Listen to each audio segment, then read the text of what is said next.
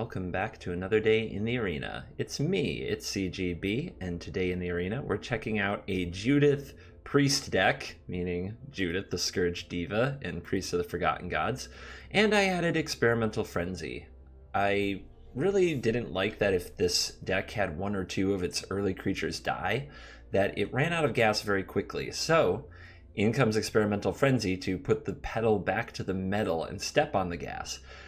In order to run Experimental Frenzy and make it pay off, we need to have most of our deck be 1 and 2 drops, which thankfully we have a number now. Gutterbones, Fanatical Firebrand, and Footlight Fiend fit the early creature kind of sacrificial theme, but so does this new card, Grim Initiate. 1 red for a 1/1 first striking zombie warrior. When it dies, amass 1.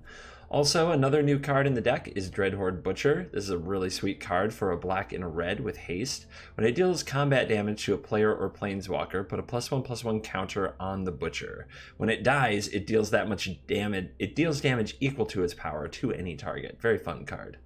And I've been able to get these. Once you get this to like 4 to 5 power, it becomes just a nightmare for the opponent. Now, Heartfire is another new addition, and it works with the sacrifice theme, being able to sacrifice one of our creatures that likes to be sacrificed anyway, as well as getting Judith triggers when that creature dies. And then Heartfire goes straight to the dome, which is often needed to get there near the end. And then Tybalt, Rakish Instigator, is a sweet little one-of to make a pair of 1/1 Devil tokens and shut the opponent's life gain strategies down. This deck is a pretty fun build. It is a one-note pony that is straightforward and strictly aggressive. It can be a tiny bit stronger than mono red against specifically a few decks. Mono green is an example, and any deck that really doesn't kill the Priest of the Forgotten Gods. These are mostly green decks and blue decks that don't have a lot of removal. If the Priest can come down and make the opponent sacrifice large creatures, then the deck is doing pretty darn good. If the Priest just dies to a shock, the deck is probably not doing very good. That's a good way, I think, to grade how the deck is going. Let's go play some games and show you how it works. Our opening hand is a 1-drop into 2-drop, 2-drop, and 1-drop, 1-drop, and one of them is a Priest. Being on the draw is sad, but we will keep the hand. Opponent opens with a Swamp. Let's hit it off with the Gutterbones. That is, it attacks for the most damage. And the black mana is a little more constrained. We only have 1 black source, so that's why we're going to play the Gutterbones first, so that we can go like double or triple red spell. Kitesail Freebooter is going to whiff. Love it. Please do whiff. Should we be attacking with Gutterbones?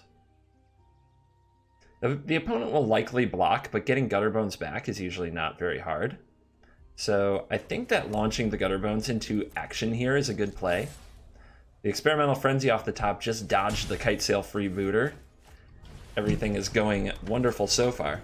Now, does the Priest get shocked? Like I said in the intro, if Priest gets shocked, that's usually a sign that things aren't going very well. Kitesail getting in there. Are we in some kind of a similar Rakdos mirror? In that case, usually the greedier deck wins, and my deck has a lot of very cheap cards. It's not very greedy. Alright, Heartfire off the top. Can wait. Let's get the Fireblade Artist and the Firebrand down and smash.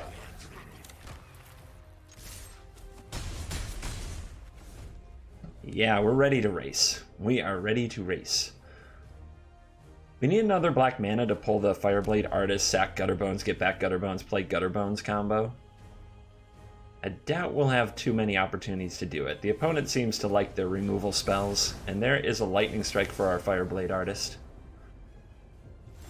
And passing the turn. Rixmati Reveler off the top. I don't know that I wish to play it right now, though. The Heartfire goes really well with the Grim Initiate, and there's nothing I really want to sacrifice. We can attack with the Gutterbones. If the opponent blocks with the Freebooter, then it's dead. And then I could play Initiate and hold up Heartfire. I could discard the Experimental Frenzy for the Reveler, but Frenzy feels like it should be able to break this game pretty well. So I think the conservative line is the line, where here comes Gutterbones. The opponent doesn't block, which is great. I'll launch the Grim Initiate and I'll hold up the Heartfire. We're getting close to very, very dangerous range. Our opponent may also have something like a Spawn of Mayhem, something that we wish to light up with the Heartfire. Here's Angrath the Flame Chained. And a plus. Whoa. That will go up to 5. So we could kill off the Angrath, or we could go face, which I like going face much more. Let's discard the Reveler. No fire, no steel. There we go. And yeah, I could also Heartfire the Freebooter, and then my team gets in for 4 next turn, and if I draw a land, I play Frenzy. It's kind of tough. But if I go face, our opponent goes to 7. The next turn, if they block here, they go to 6-5. I think we'll just knock the Freebooter out of the way. Kind of tough. I can see that being wrong. Land? Gutterbones. Alright, well, discarding Gutterbones to Angrath isn't the worst. Yeah. We could also play the Gutterbones, but giving up the Frenzy sounds pretty bad. Still, if we play the Gutterbones, we're really close to a lethal swing. We're on a lethal swing. So can the opponent really plus the Angrath in that situation? I don't think they can. Let's go hecka wide and go for it here. I'm hopeful that they minus the Angrath.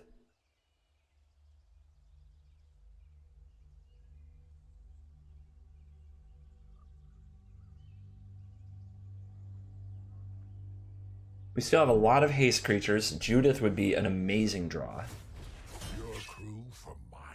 Here comes the Firebrand. Firebrand probably trading with one of my creatures. Oh no. The mask is scary, but underneath, boo. Boo. Alright, we need a good draw. The opponent deciding whether or not to go after Gutterbones or the token.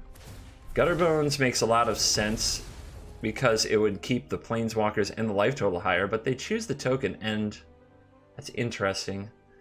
Is there another removal spell of some kind? Or are we done here? Alright, take 2. Reveler. Reveler's a free draw. I guess I might draw a haste creature, so I should play it before combat. And the Initiate, which we'll cast. We'll have a lethal board next turn. I guess this doesn't bother me much because my hand will be empty. Same with this. So let's launch the creatures at the face. And the Initiate's down. Can the opponent sweep the board somehow? Can they come up with a Cry of the Canarium? The card that causes this deck more pain than any other has to be Cry of the Canarium. And we got there.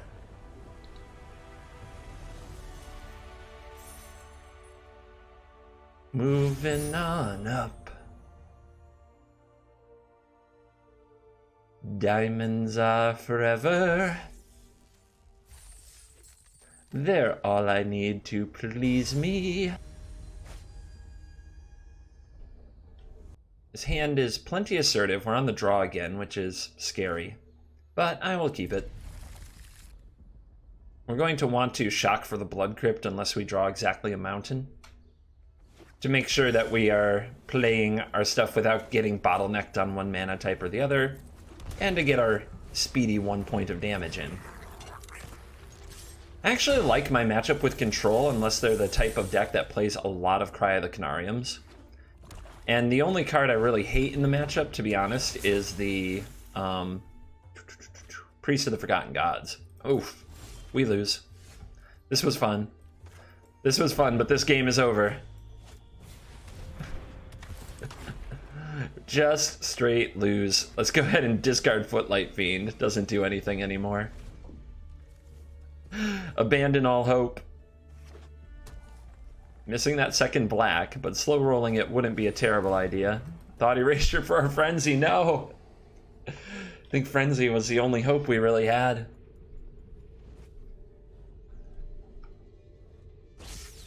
For crying out loud, why? Why did we have to go second? We haven't even hurt our opponent very much. This is so embarrassing. Alright, nothing hasty going on, so here comes the Reveler.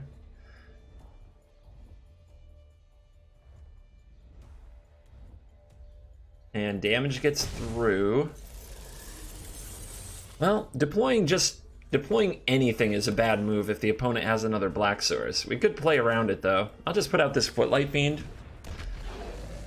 because that way I can respond to the Cry of the Canarium by Fanatical Firebranding my own Footlight Fiend to deal 1 damage to the Bolus Augur so it goes away. It's like the only real tricky play I've got. Oh, are we stuck on lands? Are we stuck on land here? Okay. Okay. I wonder if there's a counter spell involved. The opponent blocks here, it dies, we can deal another damage to the Augur, and then we can sack the Firebrand to kill the Augur. Basically 2-for-1ing ourselves without even having to cast the Cry, so I hate that. So, but it does guarantee a point gets through to Rixmati Reveler, but Fanatical Firebrand can do that job too if the opponent refuses this block, but then we're more open to the Cry than we used to be. So, yeah, we'll just go with this. Get something out of this situation. Boo!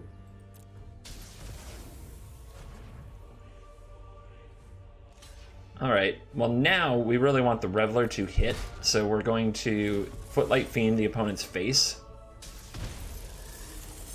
Play this and Revel.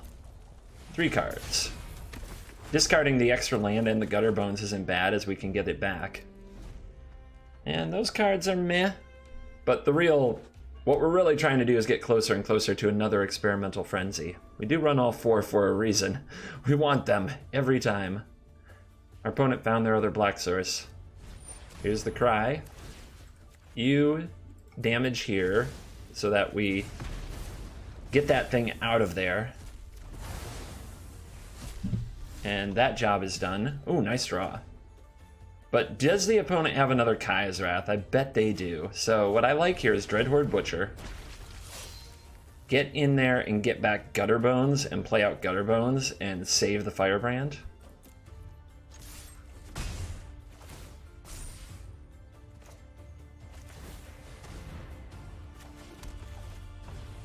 Try to keep some pressure on this control deck. Are they ready with a Kaya's Wrath? Yes, of course they are. They always are. But yeah, saving the Fanatical Firebrand is good because it can get Gutter Bones right back again. Alright. Firebrand. Attack. Get back Gutter Bones. Play out Gutter Bones. And then hopefully next turn get to Judith them. But we just want to keep the pressure on the battlefield as much as we can. Here comes Teferi for sure. Let's skip to the good part. Yay. Everybody's favorite. Now, if there's a Tyrant Scorn or something like that, it's just heartbreaking, but it is what it is. Let's see if a Priest of the Forgotten Gods makes the client stick. It does. Crap. Crap. We know that means something. Some little removal spell. Well, if the opponent kills Judith without me attacking with the Firebrand, I can sacrifice it in response. That does 1, 2. Then this does 2. Nope, I can't kill it. I still think that Judith is the right play, though.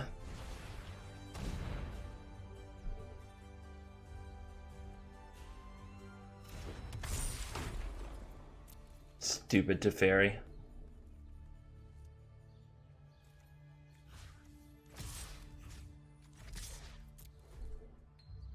Now you kill my thing. Tyrant Scorn, or whatever.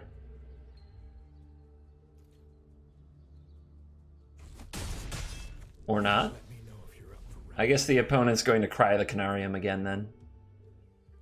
Or they're full control bluffing me. That is a possibility. I think if they had any removal spell there, they'd play it. And they say go. What? What? How exciting. So you're telling me there's a chance. Maybe they are that try hard. Maybe they're full control bluffing me. Vraska's Contempt. In response, let's fire at your face. Submit. Let's sacrifice the Gutter Bones because we get it back. Both of these go away. The opponent does not gain the life.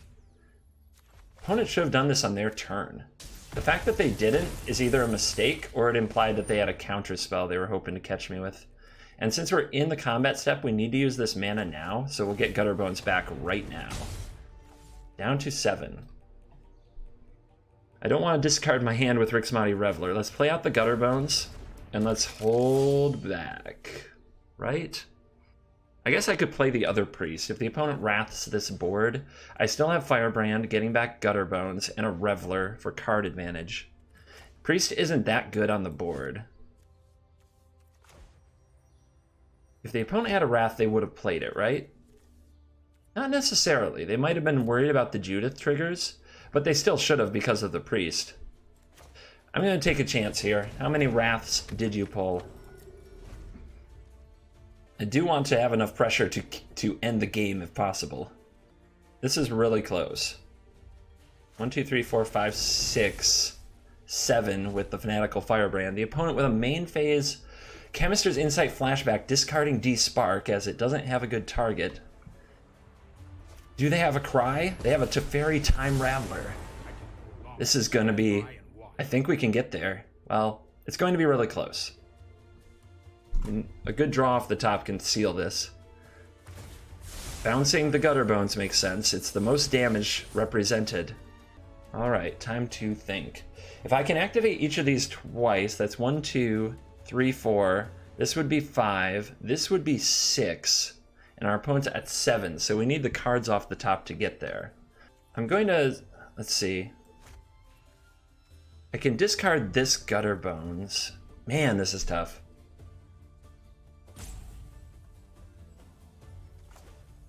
Let's play this Gutter Bones. Let's Rixmati Raveler, discarding this land.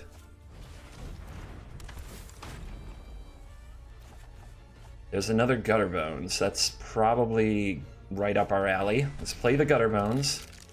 Let's use a Priest. Head upstairs. These two.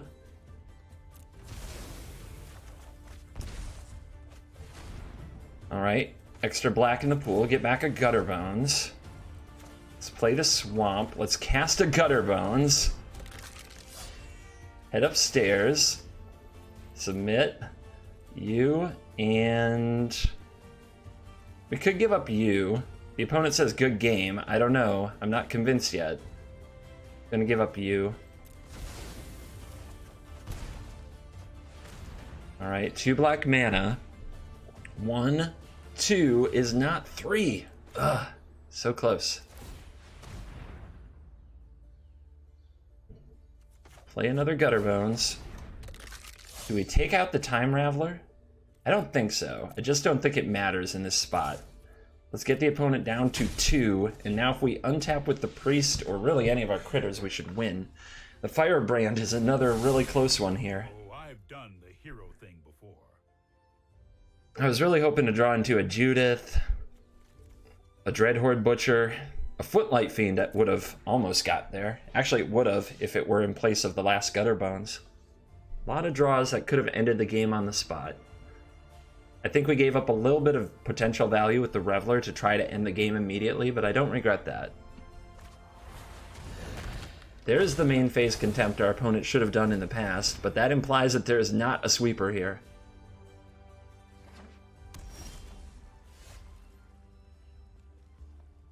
That is absorb mana, so we want to make sure not to play into the absorb and simply send the team.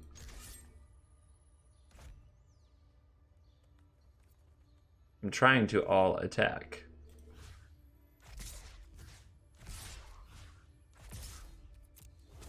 And it got there. Take that, Esper. It looks so bad early, but we pulled it out.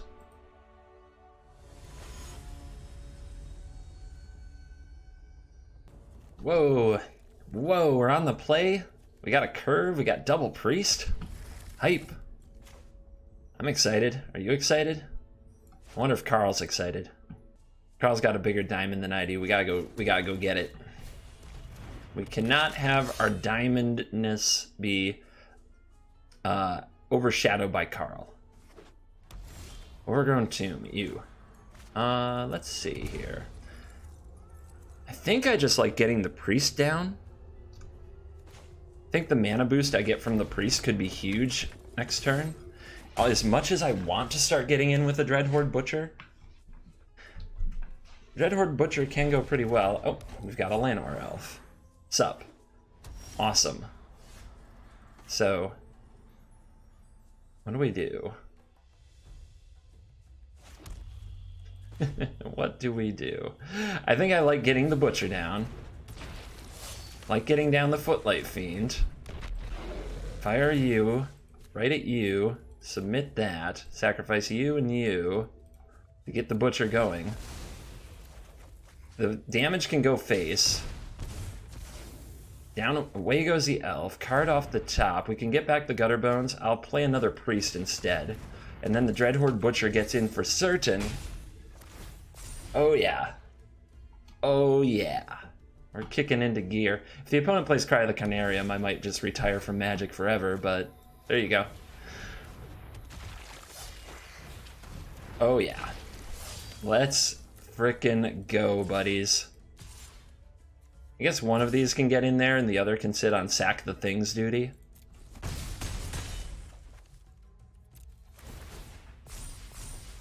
So I could sack one of my priests.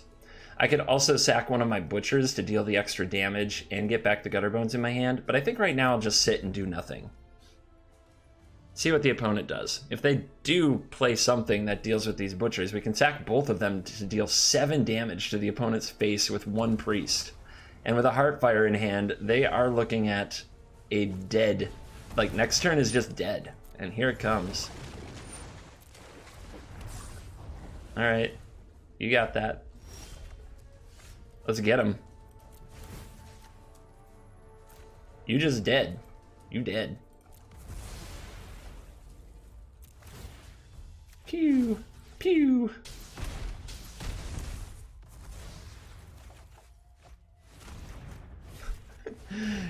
That was glorious. This is what I'm glad I got one game to show you how Priest can go absolutely bonkers when it isn't dead. Did it.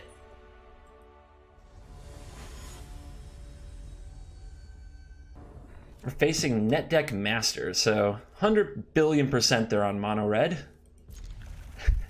I guess you can net deck all kinds of decks. It doesn't have to be mono red, and there you go. Our opponent basically showing us a Hallowed Fountain, meaning Esper control most of the time, but we'll see. Go ahead, thought erase this. This is the best hand ever to get thought erased. Ever. Best hand ever for thought erasement. Alright, the opponent shows they want to take the Firebrand. I don't really want to play out my other Firebrand though. I like this coming off the bench to get Gutter Bones back immediately when possible. So let's deploy a Footlight Fiend and a Grim Initiate tag team. And we'll see if the opponent is the type who can play Cry of the Canarium on turn 3 like a professional magician. Nope. Sure. I am loving getting thought erased with this all 1-drops hand. And the other Fanatical Firebrand goes. The Reveler does not. Interesting. And I keep on top. It's got to be a Kaya's Wrath, right? It has to be.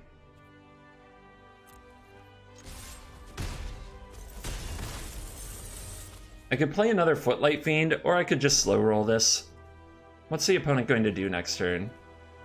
I think they're going to Wrath me. We'll slow roll this. This is fine. And then next turn I have the Butcher to try to keep the pressure up.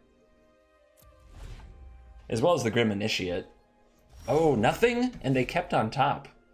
They kept on top, right? So what's that mean? It's not an absorb. They don't have double blue. Mortify? Mortify would be really weak to keep against this. All right. Let's just keep beating them up.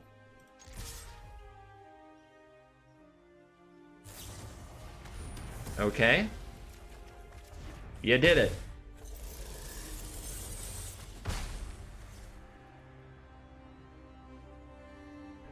So I could get back the Gutter Bones here, or I could play the Priest, which I think represents more damage and more utility and isn't very good against their deck. So if they do Kaya's Wrath me or get rid of it, oh, all right.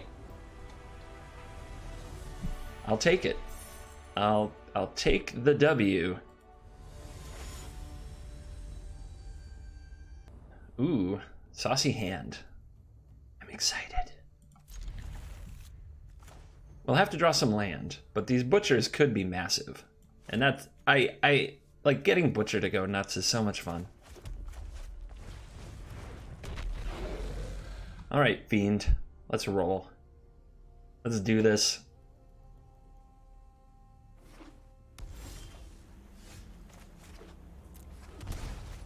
If it's Esper, it'll be the third Esper I played in a row, which, you know, fun. At least one of those games I include, but I don't want to include like all the same Esper game over and over. It's so repetitive. Blue and white. Let's keep it coming. Let's see if the butchers can butcher. Slash, smash, smash. Yeah. That's good fun. What are you gonna do? Gonna do Esper things. All right. You've got your absorb available. If you tap out to thought erase me here, I mean, that doesn't do much. If I draw a land, I play Judith. If you take Judith, I have Heartfire. Heartfire is almost lethal. Here's Tyrant Scorn, bouncing the creature. Sure. We'll do this again. Plenty more where that came from.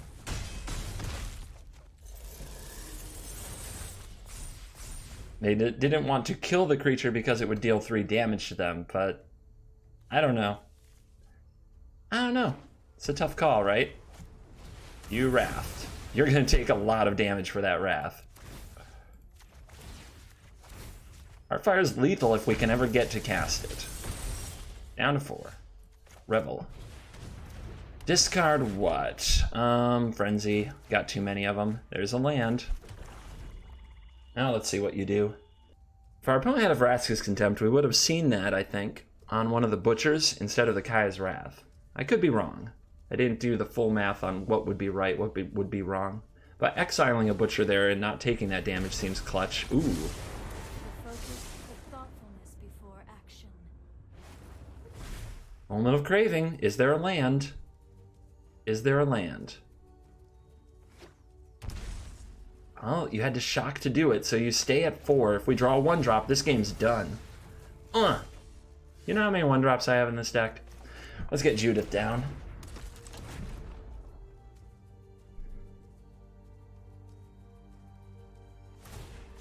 Meditate and prepare. I'm trying. I'm doing what I can. Another Moment of Craving, dear God. All right.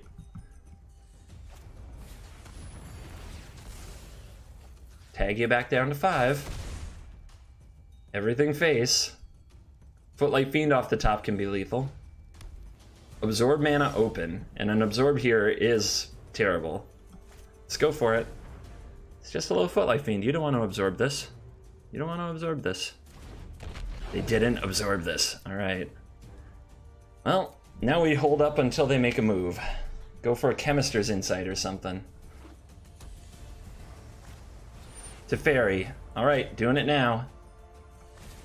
To the Dome.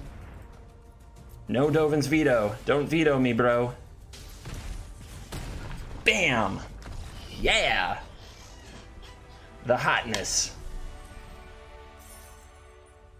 All right, we're gonna call it there on Rakdos Frenzy. One thing I regret is that you didn't get to see Experimental Frenzy do too much. It's really good, especially against mono red and mono white, to just start going nuts with Frenzy and rebuild your board position and out card advantage them. Red is probably the best place for the Frenzies right now.